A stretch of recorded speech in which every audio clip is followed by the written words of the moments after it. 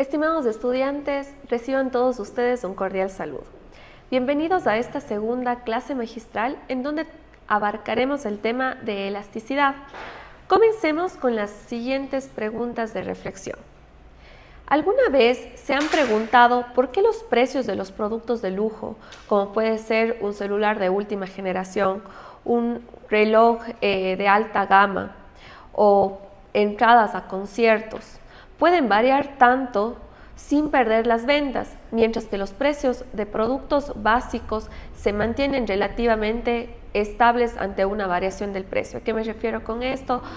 Quizás a medicamentos, a la compra de productos del día a día como es el pan o la leche.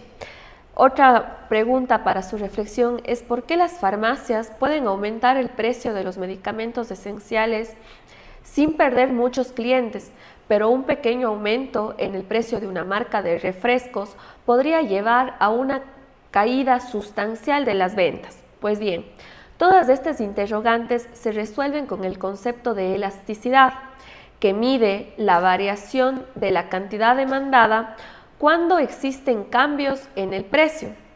De esta manera podemos entender el contexto global de la economía, tomar decisiones informadas a nivel empresarial como a nivel personal en torno a comportamientos de consumo, y con el concepto de elasticidad entonces podremos fijar precios de mejor manera, y también los gobiernos podrán optimizar sus políticas gubernamentales en torno a temas fiscales. Comencemos entonces esclareciendo el concepto de elasticidad. Esta mide cuánto varía la cantidad demandada ante una variación del precio. Este concepto es plasmado a través de la siguiente fórmula. La elasticidad es igual a la variación porcentual de la cantidad dividido para la variación porcentual del precio. Si el resultado de esta fórmula es mayor que 1, se trata de una demanda elástica, en la cual el consumidor es muy sensible ante la variación del precio. ¿Qué quiere decir esto? Que cuando el precio aumenta, la cantidad demandada va a disminuir, pero de una forma sustancial, es decir, más que la variación del precio. Y cuando el resultado es menor a 1, quiere decir que el consumidor es menos sensible, por lo que un aumento del precio va a traer consigo una disminución de la cantidad demandada, pero en una menor proporción. Como podemos observar, en ambos casos siempre se va a cumplir la ley de la demanda. A mayor precio, menor cantidad demandada, o a menor precio, mayor va a ser la cantidad demandada. Pero lo que nos responde la elasticidad es cuánto varía esta cantidad. Entonces, cuando se trata de una demanda elástica, la variación va a ser significativa, es decir, la cantidad varía más que el precio.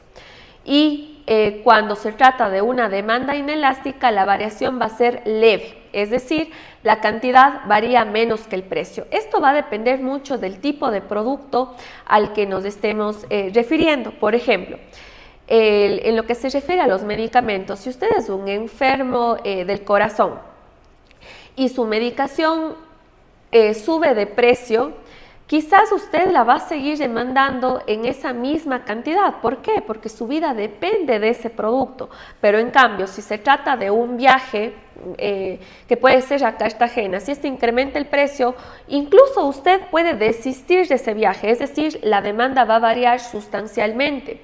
Entonces, los medicamentos son un bien inelástico, y los viajes tienen un comportamiento de una demanda elástica, porque al incrementar su precio usted incluso va a dejar de consumirlos. Esto también va a depender mucho, en este ejemplo, del tipo de viaje que sea, porque no es lo mismo un viaje vacacional, en donde es cierto, usted puede desistir del mismo, o si es un viaje de trabajo en donde hará lo posible por comprar ese boleto de avión, ¿sí?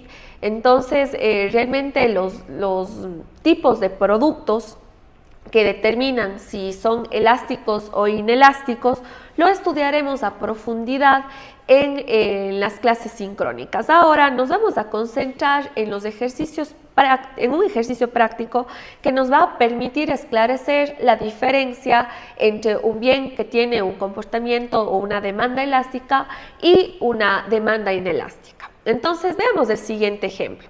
Tenemos aquí un mercado de pizzas en donde tanto en el gráfico de la izquierda como en el de la derecha el punto de equilibrio es el mismo. Quiero por favor que centren su atención en la curva de la demanda y de la oferta que tenemos en color azul. Como les decía, en ambos casos el punto de equilibrio es de $20 y de 10 pizzas. Ahora, suponga usted que la curva de la oferta se desplaza a la derecha.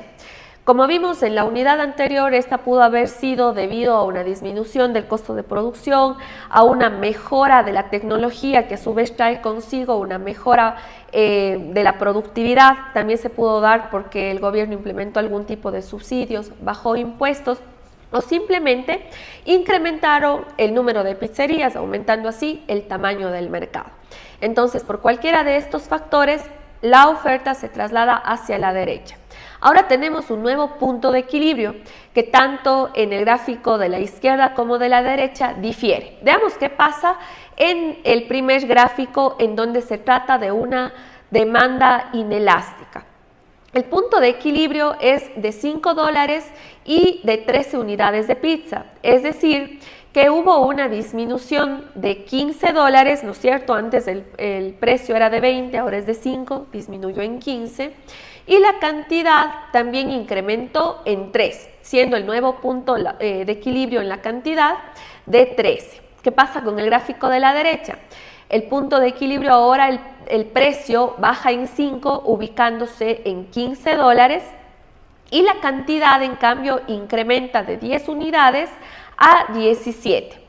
Mal pudiésemos nosotros concluir que disminuye el precio 15 y aumentan 3 pizzas, o en el gráfico de la derecha disminuye $5 y aumentan 7 pizzas. ¿Por qué? Porque estamos comparando dólares con unidades de medida de pizzas, que no resulta lógico. Como yo siempre utilizo los ejemplos en clase, no podemos comparar peras con manzanas, manzanas con guineos, tenemos que siempre hacerlo en la misma unidad de medida. En este caso no podemos comparar dólares con pizzas. ¿Cuál es entonces el indicador que nos permite dar salida a esto? Es justamente la elasticidad, que como bien lo vimos, se representa mediante el cambio porcentual de la cantidad dividido para el cambio porcentual del precio. Recordemos que para sacar variaciones la fórmula es la cantidad la cantidad final representada por Q1 menos la cantidad inicial dividido para la cantidad inicial. Entonces, de esta manera vamos a aplicar esa fórmula en los dos gráficos. ¿Qué tenemos para el primero? Con lo que respecta a la variación de la cantidad, la nueva cantidad es 13 menos la cantidad antigua que es 10 dividido para 10. Con lo que respecta al precio, el precio inicial fue de 5 menos 20 dividido para 20, que es el precio inicial, ¿no? El 5 es el precio final. Vamos con el gráfico de la derecha, tenemos la nueva cantidad que es de 17 menos la cantidad inicial de 10 dividido para 10. Con lo que respecta al precio, el nuevo precio es de 15 menos 20 dividido para 20. Voy a regresar igual a la lámina anterior en donde veíamos que cuando la variación es significativa se trata de una demanda elástica. ¿Qué quiere decir que la variación sea significativa? Que la cantidad varía más que el precio. Si el precio baja 5%, entonces la cantidad va a aumentar más del 5%. ¿Qué quiere decir una demanda inelástica? Cuando la cantidad varía menos que el precio. Si el precio aumenta en 10, entonces la cantidad demandada va a disminuir en un porcentaje inferior a este, que puede ser de 9, puede ser de 1, etc. Veamos entonces cómo nos salió estos resultados. En el primero, La variación de la cantidad es de 0.3, es decir, del 30%, mientras que la variación del precio es del 75%. Entonces, vemos cómo esta demanda es inelástica. ¿Por qué? Porque la cantidad varía menos que el precio. Por favor, aquí para hacer esta relación, tomen en cuenta valores absolutos, ¿ya? Mientras que en el gráfico de la derecha tenemos una demanda elástica porque la cantidad varía más que el precio. Cuando hay un incremento, una disminución en este caso del precio en un 25%, entonces la cantidad demandada incrementa en un 0.7%. Otra conclusión que podemos sacar de este ejercicio práctico es que cuando la demanda es inelástica, entonces el resultado de la elasticidad será inferior a 1, como es 0.4 en este ejemplo. Y cuando el resultado de la elasticidad es mayor a 1, entonces la demanda será elástica, es decir, la cantidad demandada va a variar más que el precio. Como conclusiones entonces, recuerden que la elasticidad mide la sensibilidad de la cantidad ante cambios en el precio. De esta manera, al analizar si la demanda de un producto es elástica o inelástica, podemos entonces predecir los efectos de los cambios del precio en la cantidad demandada. Esto va a ser muy útil para las empresas porque les podrá, mediante esta podrán visualizar estrategias de fijación de precios y también los gobiernos podrán ser más efectivos al momento que diseñen políticas fiscales.